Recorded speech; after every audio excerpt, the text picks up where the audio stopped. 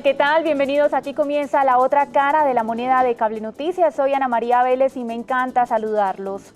El día de hoy se está conmemorando el Día del Hombre en Colombia, 19 de marzo. Es una fecha que se ha elegido en conmemoración también al Día del Santo, San José, porque en el mundo se celebra el 19 de noviembre el Día Internacional del Hombre. Es una fecha muy distinta en cuanto a lo que se refiere a la búsqueda de lucha, como en el caso de las mujeres, en el Día Internacional de la Mujer, cuya fecha tiene un motivo muy distinto. Sin embargo, el día de hoy queremos hablar de los hombres y todos sus derechos, y de aquellos hombres que también son vulnerables, que también son víctimas de violencia doméstica, de violencia intrafamiliar. Para que ustedes participen activamente a través de nuestras redes sociales, hemos elegido el numeral Día del Hombre. Nuestras redes sociales en Twitter, @CableNoticias y @LaOtraCaraCN. Pues hoy nos acompañan Javier Ruiz Arroyave, él es cofundador del colectivo Hombres y Masculinidades, y Jorge Enrique Peralta Parra, director jurídico de Peralta y Asociados Abogados. Bienvenidos a La Otra Cara de la Moneda, y comienzo hablando con Javier Ruiz, para que nos cuente, Javier, sobre qué tan grave es el panorama en materia de maltrato al hombre en nuestro país. Bueno, sí, los hombres también estamos incorporados lamentablemente en estas dinámicas de maltratos. Y diría, por ejemplo, el maltrato psicológico efectuado por un sistema que nos ha constreñido a los hombres para sentir, para hablar tranquilamente, para tramitar de una manera positiva nuestras angustias, nuestros miedos, nuestra vulnerabilidad. También somos víctimas de la guerra. Hay una lógica de la vida de la guerra que nos ha ido conformando como hombres para la guerra y guerreros en ese sentido. Y eso también ha afectado nuestra calidad de vida. Y también en la vida doméstica, efectivamente, se pueden dar casos en los cuales los hombres sienten y viven situaciones de maltrato de distinto tipo por la incapacidad también e inhabilidad, seguramente de ambas partes, por manejar con habilidad pertinente y proactiva las dificultades que se tienen, pero sí hacemos parte de un sistema que nos está violentando en general a todos y también a todas, evidentemente. No es muy común ver cifras detalladas de violencia de género hacia el hombre en Colombia, hacia el género masculino, como sí sucede en el caso de las mujeres. Sin embargo, por ejemplo, por mencionar una cifra, en el Huila, es uno de los departamentos donde más casos se presentan, 700 aproximadamente en 6 meses. Y también para hablar de otras cifras en el mundo, por ejemplo, en Alemania se habla de que el 20% de los hombres son víctimas de violencia doméstica o violencia intrafamiliar. Y aquí quiero preguntarle a Jorge Enrique Peralta, sobre precisamente qué tan común es que un hombre vaya y denuncie violencia de género. Bueno, Ana María, muy buenas tardes. Gracias por la invitación. Un saludo a tu audiencia. Te comento, a pesar de lo que se cree, sí hay una continuidad en las denuncias por violencia intrafamiliar, en virtud de las cuales es el hombre la víctima. Hoy en día, y particularmente con ocasión de la pandemia, ha venido aumentando el número de denuncias penales que se interponen en la Fiscalía General de la Nación. ¿Qué tipo de violencia es la que generalmente se denuncia? ¿Psicológica, física? Cuando usted ha asumido casos, ¿cuál es el común denominador? Muy bien, te deseo lo primero advertir a la audiencia que la violencia intrafamiliar tiene 3 escenarios. Está evidentemente la violencia emocional, está la violencia física y está la violencia económica. Y particularmente esta última es de la que ha venido teniendo una repercusión con ocasión de la pandemia respecto a las denuncias que interponen los hombres. Y en igual sentido está muy fuerte lo que es la violencia psicológica, caso en el cual la cónyuge o compañera permanente ejerce actos de humillación y transgresión a la moralidad del hombre. Y aquí quiero preguntarle entonces a Javier por qué tienen tanto miedo a veces los hombres de denunciar. Es como si fueran señalados por falta de hombría en esa misma sociedad machista que a veces tenemos, donde el hombre prefiere quedarse callado y no denunciar a la mujer, que es en este caso la victimaria. Sí, claro, porque a los hombres nos enseñaron y nos pusieron en un lugar primero de poder y de poder violentar, hacer ejercicios de jerarquía y de poder. Pero cuando sufrimos por alguna razón o esas situaciones, nos limitamos para hacerlo porque eso nos hace, nos pone en un lugar de vulnerabilidad y nos pone en un lugar también de víctimas, donde regularmente no hemos estado. Por eso el miedo a ir a una comisaría, el miedo de ir a un sitio de policía para poner algún tipo de denuncia de este tipo de situaciones. Tenemos miedo porque eso sentimos de esa manera que se vulnera nuestra lógica de masculinidad y nuestra hombría. Jorge Enrique, cuando una persona, un hombre decide denunciar, ¿qué tanto cuidado le ponen las autoridades? Esto teniendo en cuenta que si a veces se presentan, no sé, situaciones bastante difíciles para las mujeres donde se revictimizan, es probable que suceda lo mismo con los hombres o que quizá incluso al ser el género masculino el que está siendo maltratado, de pronto no se le preste la misma y debida atención. Bueno, mira, te voy a comentar algo que puede ser un poco polémico. Sea hombre o sea mujer, la atención, el acceso a la administración de justicia por parte de estas víctimas es casi nulo.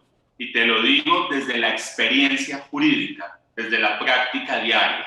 Y en ese orden de ideas, sea hombre o sea mujer, y lo podemos llamar coloquialmente, que le presten atención es bien difícil.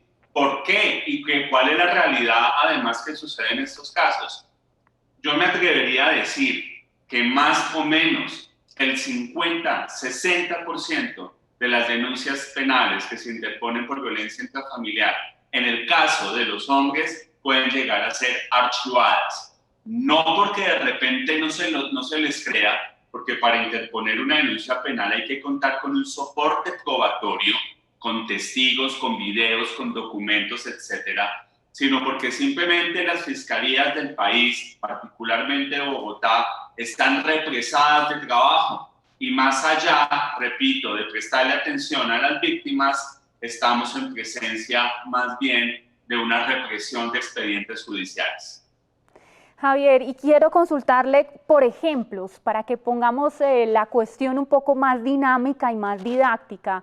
Cuando un hombre es realmente maltratado, cuando, por ejemplo, ¿qué sucede en la casa? Para que la gente que nos esté viendo diga, o estoy maltratando a mi marido, a mi novio, a mi pareja, o el hombre diga, me están maltratando realmente y no pase desapercibido. Hablemos de algunos de esos ejemplos. Bueno, puede ser que cuando ha perdido el empleo o tiene un empleo con menos ingreso, eso permite hacer un ejercicio de comparación en la línea de que planteaba ahora Jorge como de humillación. Entonces, como que si ya eso generara un estatus distinto.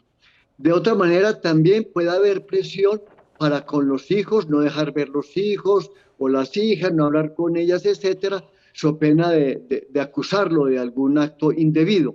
Entonces allí también hay presiones y hemos conocido también situaciones similares. También incluso dentro del campo de relaciones entre hombres, que son parejas hombres, pues también uno de ellos va a hacer ejercicios de comparación, de maltrato, de jerarquías, de poder igualmente como se da en las relaciones también heterosexuales. También puede ser cuando el oficio doméstico no queda de la calidad como de pronto debería serlo, un lavado de ollas, etcétera, y va a ser entonces también objeto eso de un comentario que va a afectar también la autoestima del hombre. También incluso por la manera como tienen relaciones sexuales, el tamaño del pene, la satisfacción sexual que se logra en algún momento, y me refiero a relaciones con hombres y con mujeres, digamos, entre relaciones, entre parejas del mismo o de distinto sexo, también puede dar lugar para ese tipo de situaciones que van a configurar efectivamente maltrato psicológico, maltrato emocional también a hombres, y también hemos sabido de maltrato físicos. Y ahí me hace pensar, quizá para preguntarle a Jorge Enrique, cuando un caso es o no relevante para la justicia, es decir, no todos los casos terminan en un ámbito judicial, por ejemplo, lo de lavado de ollas o cuestiones que vienen siendo más maltrato psicológico, tal vez no tengan esta trascendencia al sistema judicial. Pero quizá, perdón, pero quizá en otros momentos sí. Digamos, ¿qué tipo de casos logran trascender? Estamos hablando ya de violencia física, también un intento de homicidio. Muy bien, Ana María. Acá viene el punto central de lo que estamos dialogando. Hay una trascendencia jurídica en una denuncia penal cuando el hombre puede llegar a alegar que es víctima de violencia intrafamiliar de tipo emocional. Y en la práctica, ¿cómo se presenta esta situación? Generalmente, cuando los matrimonios, las uniones maritales de hecho, se separan y tienen hijos, y es la madre quien queda con la custodia temporal o definitiva de los niños, sucede un fenómeno que es bien importante de analizar, y es lo que se conoce como alineación parental negativa, y también otro fenómeno que se conoce como instrumentalización del menor. Lo primero, esto es, la alineación parental negativa, es cuando la madre del menor empieza a programar a sus hijos menores en contra de la figura paterna. Es decir, le habla mal del papá, tergiversa o miente.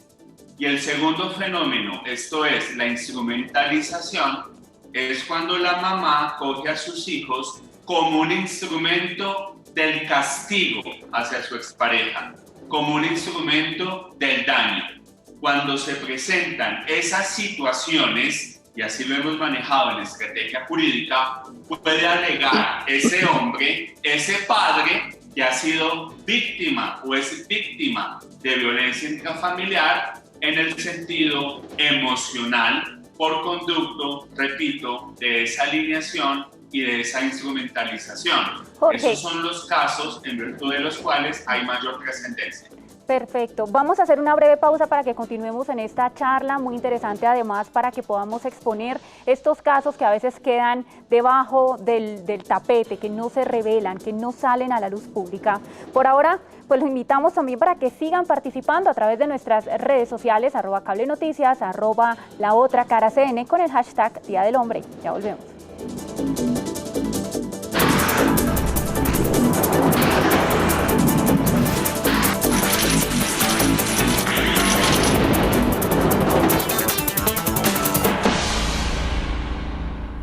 Gracias por continuar con nosotros en La Otra Cara de la Moneda y seguimos conversando sobre el Día del Hombre, sus derechos y cómo también resultan siendo víctimas de violencia de género. Pues continuamos en esta charla y ahora quiero trasladarle una pregunta a Javier y tiene que ver directamente con la forma en la que educan a los niños desde pequeños, con esa masculinidad tan marcada, con ese machismo donde todavía muchos menores no pueden expresar. Ya usted también lo mencionaba sobre la dificultad que tienen muchos hombres de ser emocionales, de sencillamente sentirse seres humanos, y ahí es cuando viene el quiebre y la diferencia tan marcada sobre las mujeres, que termina tarde o temprano pues haciendo mella.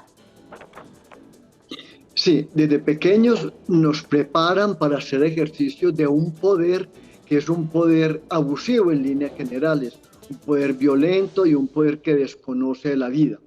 Por eso nos desconectan de lo emocional, nos desconectan de la empatía, nos desconectan de la sensibilidad para con las demás personas, incluso para con uno mismo. Nos desconectan de poder estar sintonizados con nuestra propia salud mental, salud emocional y salud física. Porque, digamos, como que el machismo necesita este tipo de hombres para que funcionen en esta lógica de desequilibrio entre la vida, entre las personas que componemos el mundo y que nos jugamos en la vida. Claro, desde pequeños nos dicen, no llore, no siente, usted es el que manda, el hombre puede hacer lo que le dé la gana, incluso con su propia vida o con la vida de demás personas, el hombre no se le quita nada para atrás ni para coger impulso, los hombres no perdonamos, los hombres, etcétera. Entonces, es un sistema que lamentablemente a través de muchos, de la educación, en la casa, en la calle, en los videojuegos, en los medios de comunicación, en las películas, etcétera, entre pares, va uno aprendiendo que ese es el modelo de hombría, el modelo de masculinidad, y por eso tenemos que hablar lamentablemente de también afectaciones en la vida de los hombres. Los hombres sufrimos, evidentemente, siendo víctimas de este sistema masculino que también nos desconecta de la vida. Jorge Enrique, y ahora quiero hacerle otra pregunta y tiene que ver con el acoso en el lugar de trabajo. Acoso puede ser no solamente laboral, sino acoso sexual también puede presentarse. ¿Qué tan comunes son estos casos que de pronto una persona termine demandando a una mujer o a un hombre que de pronto sea gay en el ámbito laboral? Es una pregunta bien interesante, Ana María. En Colombia hay una ley, que es la Ley de Acoso Laboral, la Ley 1010 de 2006, y te comento que por experiencia en la firma tenemos varios casos de acoso laboral donde coincidencialmente y a propósito de esta entrevista, la acosadora termina siendo una mujer jefe de ese hombre. En ese orden de ideas, los casos más habituales de acoso laboral tienen que ver evidentemente a situaciones de minimizar al hombre por su categoría de ser inferior en cuanto a la jerarquía al interior de la empresa. En ese orden de ideas se presentan varias situaciones. Curiosamente, y tratándose de personas con otra orientación sexual, casi no se presentan casos. Generalmente van referidos a esa relación jerárquica que, como bien lo afirmaba mi colega de panel, Javier, se puede presentar por distintos estereotipos culturales, ¿no? Y ahí también quiero sumarle otra situación en la que los hombres resultan siendo mayores víctimas en Colombia y en el mundo, porque vean ustedes, por ejemplo, la tasa de suicidios es 3 veces mayor en hombres que en las mujeres. Y quiero que Javier, que ha trabajado precisamente en este colectivo de hombres y masculinidades, nos ayude a entender por qué un hombre termina tomando más fácil esa decisión de acabar con su propia vida versus las mujeres. La incertidumbre nos descontrola. El miedo no sabemos cómo manejarlo.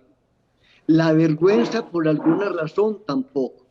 Porque resulta que no nos dieron o no nos habilitaron, digamos, habilidades emocionales para administrar esas situaciones, los conflictos, las preocupaciones, las angustias. Entonces, muy fácilmente nos ahogamos, como se dice coloquialmente, en un vaso de agua. Nos damos contra la pared. Y como no podemos hablar, no podemos compartir porque nos dijeron que de eso los hombres no hablan, pues los hombres terminan en el suicidio. Y eso es cierto. Somos en las estadísticas, antes de la estadística, quienes vamos a la cabeza del número de suicidas o de suicidios realizados, digamos de esta manera, porque hay suicidios, intentos y ideaciones, pero que no se llevan a cabo, pero cuando se llevan a cabo somos los hombres quienes estamos lamentablemente a la cabeza, de alguna manera porque el mundo interior nos quedó grande, porque no tuvimos un acompañamiento para entender qué era lo que estaba pasando o poder tener la confianza para hablar con alguien eso que nos está pasando. Incluso son cosas muy íntimas. Con adolescentes es común que el tamaño del pene o que un noviazgo roto, que no sabe la tusa, no sabe cómo procesar eso.